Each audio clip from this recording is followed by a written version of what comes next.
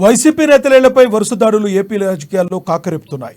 ఆంధ్రప్రదేశ్లో కొత్తగా కొలువుదీరిన ఎన్డీఏ కూటమి ప్రభుత్వం గత సర్కార్ లాగా తాము కక్ష సాధింపు చర్యలకు దిగమని చెబుతుంటే, మరోవైపు ఆ పార్టీలకు చెందిన కార్యకర్తలు వైసీపీ నేతలపై దాడులకు పాల్పడుతున్నారు.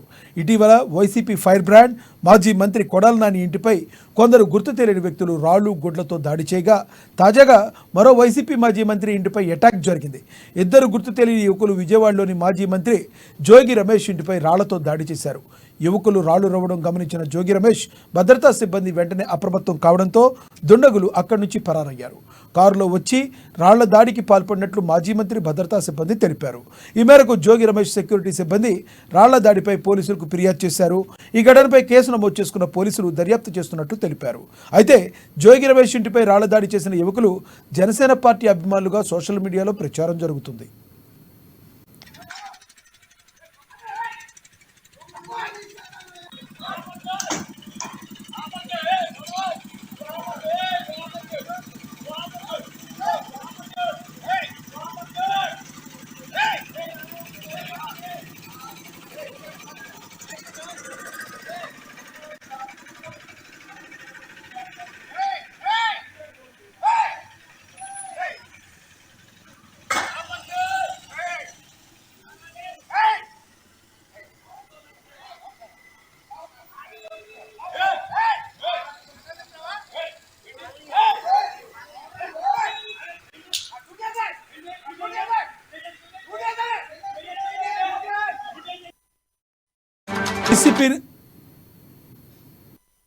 వైసీపీ నేతల ఇళ్లపై వరుస దాడులు ఏపీ రాజకీయాల్లో కాకరేపుతున్నాయి. ఆంధ్రప్రదేశ్లో కొత్తగా కొలువుదీరిన ఎన్డీఏ కూటమి ప్రభుత్వం గత సర్కార్ లాగా తాము కక్ష సాధింపు చర్యలకు దిగమని చెబుతుంటే, మరోవైపు ఆ పార్టీలకు చెందిన కార్యకర్తలు వైసీపీ నేతల ఇళ్లపై దాడులకు పాల్పడుతున్నారు.